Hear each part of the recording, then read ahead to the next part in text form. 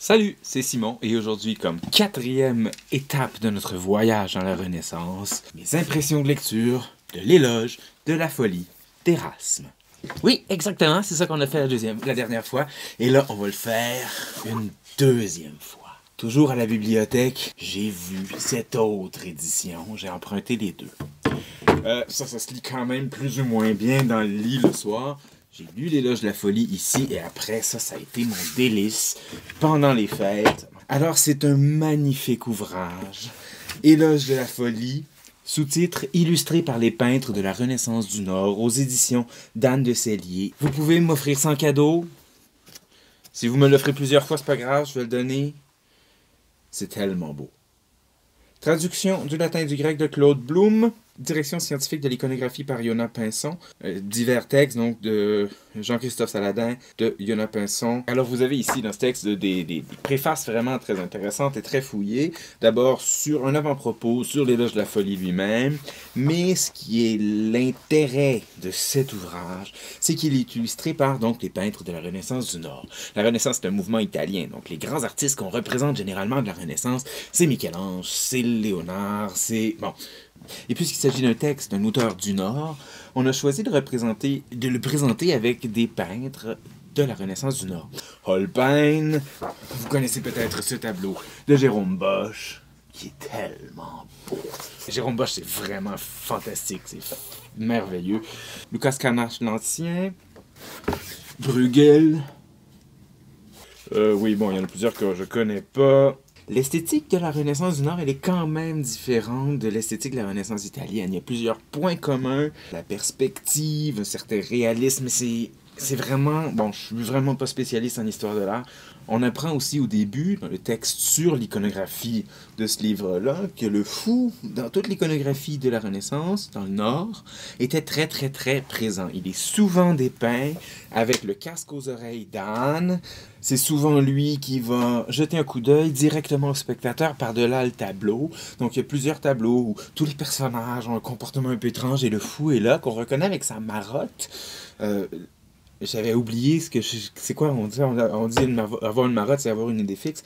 La marotte du fou, c'était le bâton couronné avec une tête, souvent donc à laquelle il parlait. Donc le fou est ici représenté avec sa marotte et soit le fou, soit la marotte regarde le spectateur. Vous avez ici une image d'un fou avec sa marotte, les yeux un peu croches, les différents symboles associés au fou. Le fou qui est aussi souvent associé à la vérité parce que c'est lui qui peut dire au roi, au puissant comme la vérité. Ici, vêtu d'un riche costume, un fou porte une chaîne en or, une médaille et des bagues précieuses, prétendant ainsi être noble. Sébastien Brand se moquait déjà des vilains dans la nef des fous. Les vilains, c'est les paysans au Moyen-Âge. Alors ici, la folie, c'est l'espèce d'ambition que le bourgeois gentilhomme de Molière montrera, c'est-à-dire cette prétention d'être une classe supérieure à la sienne. Ça aussi, c'est une forme de folie. Je continue la lecture. Mais malgré sa mise aristocratique, surgissent des oreilles d'âne. Notre fou déguisé ne peut pas non plus cacher son visage déformé, ses yeux qui louchent, ni sa stupide expression, regardée ironiquement par sa marotte qui révèle sa véritable condition. Il est en train de déguster l'œuf, trahissant sa folie. Donc, c'est souvent référence ici que l'œuf est un symbole de folie à cette époque-là. C'est super cool d'apprendre de voir tous ces symboles-là et de voir les représentations visuelles, plastiques, de symboles. Je veux dire, pour moi, un œuf, c'est pas un symbole de folie, à la rigueur, un symbole de fécondité. Donc, à cette époque-là, l'œuf est un symbole de folie. On le voit dans plusieurs tableaux. Donc, à force de regarder dans le livre, on comprend toute une iconographie. On apprend beaucoup. C'est le fun d'apprendre.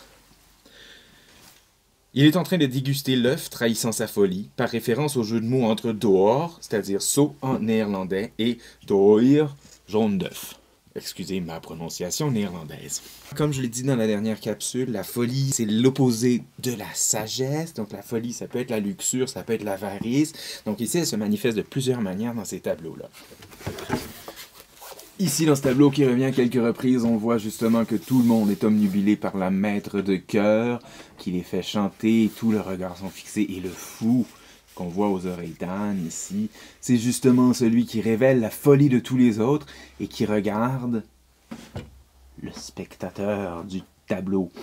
C'est un livre que je mettrais sur une table à café que je laisserais traîner pour sans cesse l'ouvrir, le regarder, parce que, voilà, ici on a une double page. On a une image, cette fois-ci, de Peter Bruegel le Jeune, la rixe de paysans. Bruegel peint une violente rixe entre paysans à la suite d'une partie de cartes devant une taverne. L'idée que les jeux de dés et de cartes étaient accompagnés d'ivrognerie avait été exprimée par Sébastien Brandt dans sa satire mordante des joueurs, dans La Nef des Fous.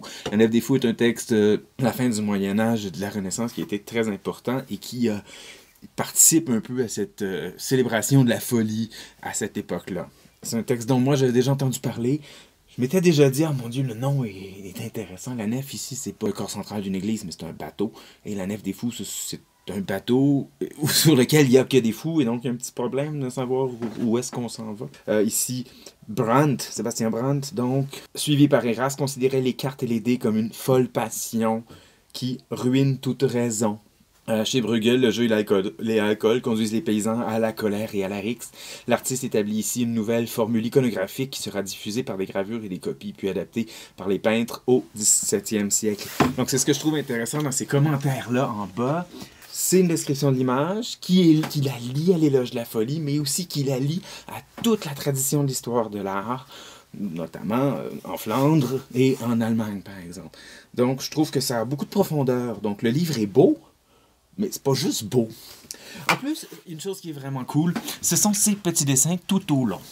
Hans von Bein est plus jeune qu'Erasme. Lui et son frère ont étudié à Bâle, alors qu'Erasme vivait là. Et leur professeur leur a fait étudier une copie de l'Éloge de la folie. Et dans cette copie-là, dans les marges de cette copie-là, vous savez que les textes à cette époque-là avaient souvent de très très grandes marges où on écrivait des commentaires. Ils se sont mis à dessiner, à illustrer certains passages de l'Éloge de la folie. Ça n'a jamais été repris, mais on a ici donc tous les dessins avec le texte dont il est question, donc ces dessins d'Holbein. Donc, j'ai pas fini de tout lire, j'ai pas relu l'Éloge de la folie dans cette traduction, j'ai plutôt lu tous les textes, là où je me suis rendu, les textes sur les œuvres d'art. En allant jeter un coup d'œil à l'Éloge de la folie qui est là, parfois je me suis amusé aussi à comparer les deux traductions, ça c'est toujours amusant à faire. Et puis ici aussi, donc il y a des notes à la fin. Je pense que le dossier critique est beaucoup plus important ici par rapport à l'histoire de l'art que par rapport aux références littéraires et anciennes et classiques qui sont ici meilleures dans Garnier-Flammarion. Mais c'est un tellement beau livre. Est-ce que je peux le voler à la bibliothèque? Moi, je vais être obligé de le payer.